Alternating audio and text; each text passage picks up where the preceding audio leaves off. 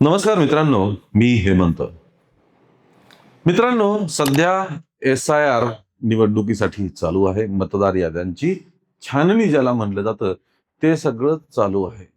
मतदारांची नावं तपासणं, त्यांचे पुरावे तपासणं आणि तो या भागात मतदार म्हणून योग्य आहे की नाही, याची तपासणी म्हणजे SIR हे आपल्या सर्वांना माहिती आहे.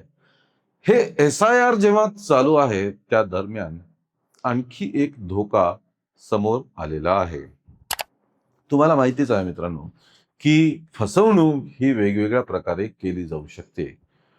फसवणूक, online fraud, digital fraud, account hack करणं, या सगळ्या गोष्टी आपल्याला माहिती आहे. परस्पर पैसा एका अकाउंटमधला दुसऱ्या अकाउंटमध्ये वळवणं, हे सुद्धा माहिती आहे. किंवा भूल थापा देऊन, डिजिटल अरेस्ट करून लोकांना फसवण्याचे विविध प्रकार आपल्या समोर आलेले आहेत. एखादी नवीन टेक्नॉलॉजी आली, की सायबर भामटे हे त्याचा वापर करून कोणाला कसं लुबाडता येईल यावरती डिटेल प्लॅनिंग करतात आणि ते एक्झिक्यूट करून मग लोकांना लुबाडण्याचा प्रकार आपल्या समोर आलेला आहे. बऱ्याच केसेस अशा आहेत. आता या SIR चा वापर करून काही सायबर भामट्यांनी लोकांची लुबाडणूक सुरू केलेली समोर येत आहे.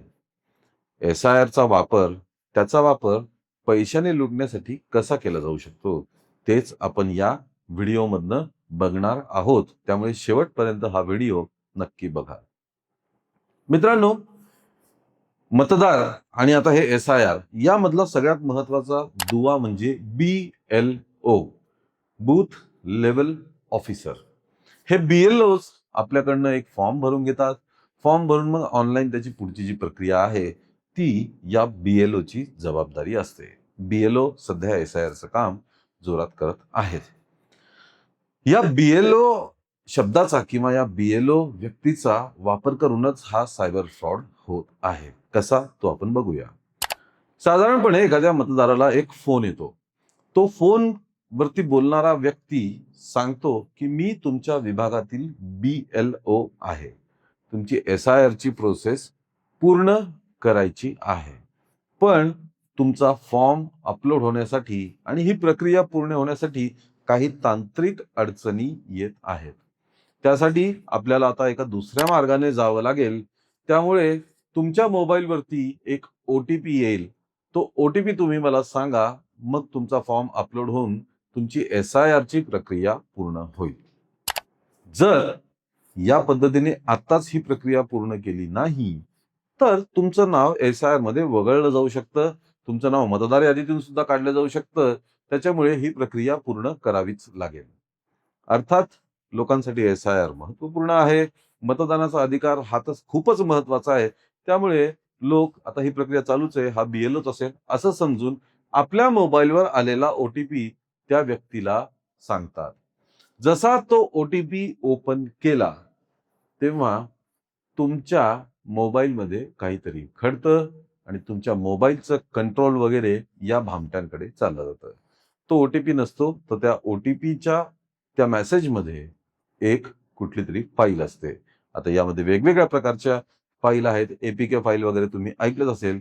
तो OTPचा मेसेज उघडला, की त्यातनं तुमच्या मोबाईलमध्ये एक इन्स्टॉलेशन होतं आणि तुमच्या मोबाईलचं कंट्रोल हे त्याच्याकडे सुद्धा चाललं जातं.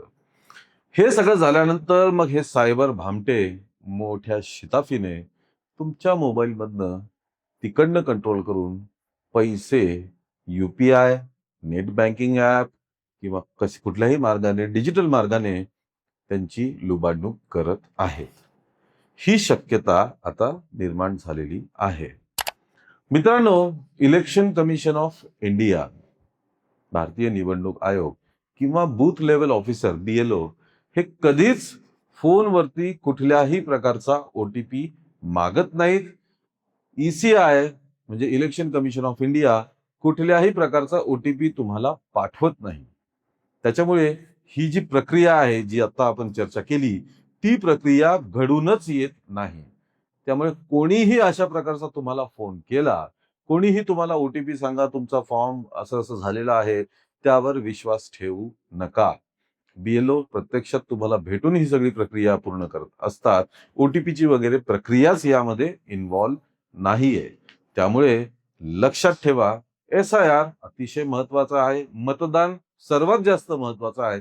पण या प्रक्रियेमध्ये तुमची कुठल्याही प्रकारे फसवणूक होता कामा नये. त्यामुळे या सर्व गोष्टींवरती विश्वास ठेवू नका. तुम्हीही सांगा, तुमच्या भागात SIRची काय परिस्थिती आहे? तुम्ही SIR केलंय का? आणि जर काही अडचणी आली असेल, तर BLOने तुम्हाला कशी मदत केली? हे सर्व सांगा, कमेंट करा, या व्हिडिओला लाईक आणि शेअर करा आणि आमच्या चॅनलला ताबडतोब सबस्क्राईब करा. धन्यवाद.